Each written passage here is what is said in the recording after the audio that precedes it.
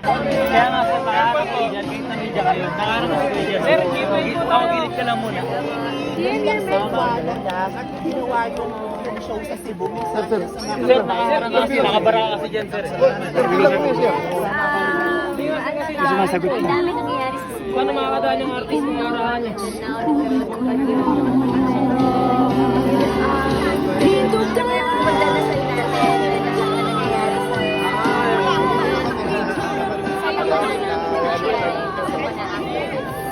Wala na mag-asa. Alis na ako. Dito na lang ako lalabas. Dyan kasi nakaharang po. Muna tayo. Gilid muna tayo. Gilid lang po tayo. Gilid po tayo. Dito lang tayo. Nagtaguyuhan na.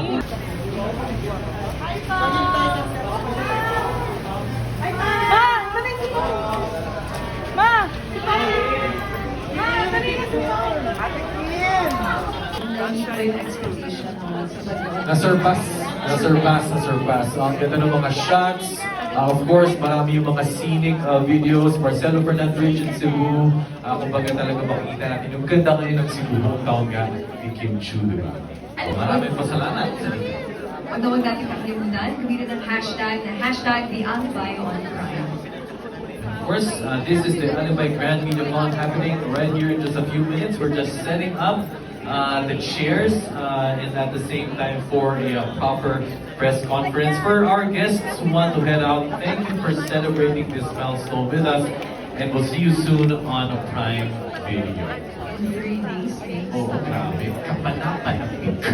Napanood mo ba yung trailer online? Nadaanan ko yung trailer online and I know na talagang wow. Parang all the feels. So, yung napanood mo ngayon, ay upo daw muna yung cast, sabi sa amin ng boss. The twist, the tension, the chemistry makes... At anong kailangan mo ka-services, di ba? Kailangan. Oo, Diba? nandiyan naman. Yung Vincent kay Alegria. Oo. At if everyone is, very curious, kailan natin mapapanood ang susunod mga eksena.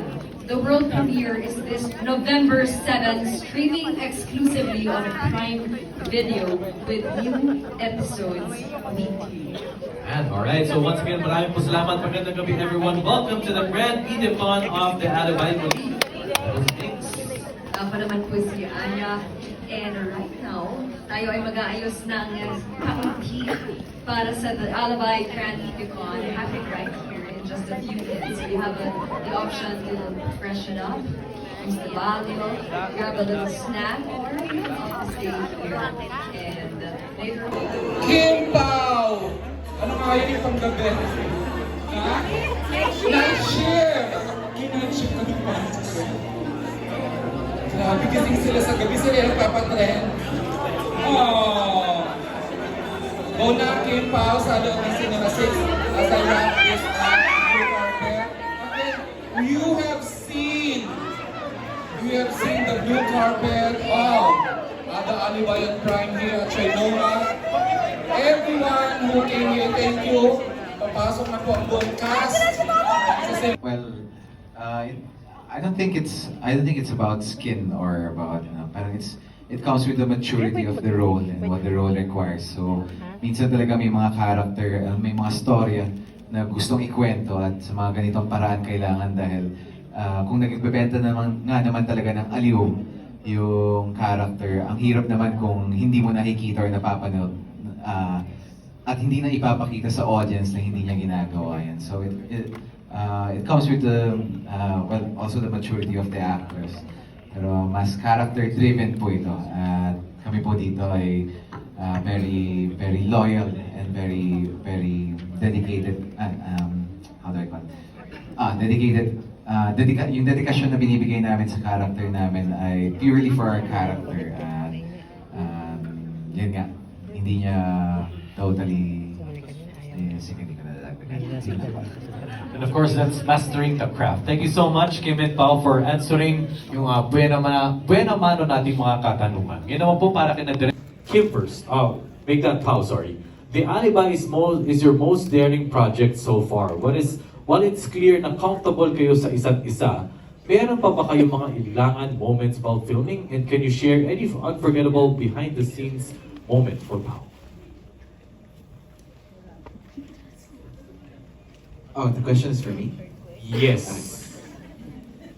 Yes, maraming ilangan moments because syempre when you enter a set as a professional actor and you have scenes na medyo delicate, syempre lagi mong iniisip rin yung co-actor mo or co-actress. Kung komportable ba sila, not just for Kim but also the others, so with Sophia as well. Minsan, like yung napanood nyo kanina, yung sumasayaw si Stella, nakita nyo sa trailer, parang naiilang ka rin at natatakot ka para sa eksena mo at para sa sarili mo. And kung hindi naman, kung medyo intense, like yung mga scenes namin ni Sophia, natatakot ka rin kung nasasaktan mo ba sila dahil yun yung instruction ng director at yun yung nakasulat sa script. Siyempre, yun lagi yung kinakatakot ko. Doon lagi ako naiilang. Kung along the way, dito sa proseso at sa pag-arte ko, kung na-alienate ko ba or nasasaktan ko or maybe nararamdaman pa ng ka-eksena ko na napapastos ko sila in some way. So, as much as possible, I try my best to talk to them first a bit or show them what I'm gonna do pero ayun, yun lagi yung kinakatakot ko. Doon ako naiilang palagi. And I'm sure pag naiilang ako, naiilang rin yung ka-eksena ko. So, Thank you, Pao, for being candid about your experiences so far. Kim, baka anything to add? Wala naman siguro hindi may ilang pag mga ganun. Parang kasi nungalingan, anong alibay mo? Sabi mong hindi. Pero opo, nailang pa rin. Kahit na kami ni Pao pang-apat na project namin. Pero iba-iba kasi yung ginagawa namin. So, iba-ibang intensity. So, parang nakakahiya. Mukha lang kaming dalawa sa script, pero napakadami po talaga namin. Parang ganito. So, parang ganun. Siyempre nakakailang, nakahiya. Pero, since professional ang bawat isa sa amin. So, di ba? Follow-up question, Kim, from Hannah. Okay, so ito naman, another question for Kim. Grabe ang transition mo from your first role to The Alibi. Can we expect you to take more varying characters from you in the future? Grabe. Mahalin niyo muna si Stella bago tayo tumalon sa iba. Please love #Stella. Nagpakaawa. Pero, iba-iba naman, dito naman sa mundo ng showbiz, ang daming characters na pwede mong i-play. It's up to you na lang kung paano mo siya gagampanan at depende na rin sa pagkakasulat at pagkakagawa. Thank you, Kim. Aya? Ngayon naman from Nika Sabio. Considering that this is your acting or teleserye debut, how are you excited to work with some of the best in this industry and to be part of this big project? Honestly, this project has been such a fulfilling experience. I'm very grateful to have worked with Kim Pao, especially that Ate Kim already worked with my mom before.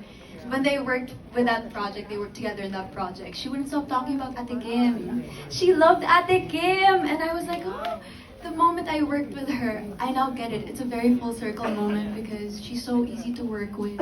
Napakagaan po yung aura ng set at ng cast.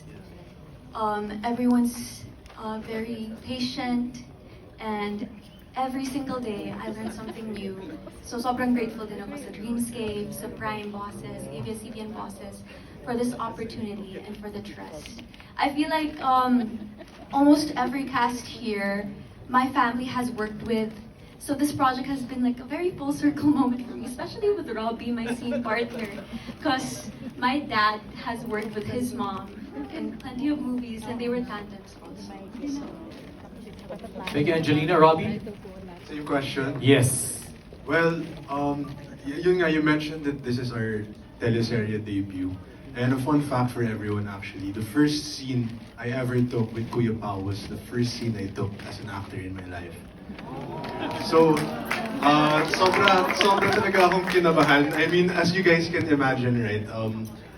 I was in front of Kuya Pao and in my head I'm like, oh my goodness, it's Paolo Avellino in front of me with all the lights and the camera, and I was so nervous, but at the same time, as a fresh actor, I feel so incredibly blessed because during the lock-in cycles, we got to establish certain dynamics, relationships with each cast member. I felt so privileged na, halimbawa, magkakaroon kami ng medyo mahabang kwento session with Sir John. That was, before I know it, I'm being given such, valuable wisdom, such Easter eggs of information and knowledge about acting that I'll surely carry on for the rest of my life. So thank you for that. And of course, with Angelina, it was a very intimidating experience, but dahil magkasama kami ni Angelina, even from workshops, lagi po kaming magkasama sa mga eksena. Having a buddy there, someone beside me, is really helpful and made me much more comfortable. So, yeah. Thank you, Angelina.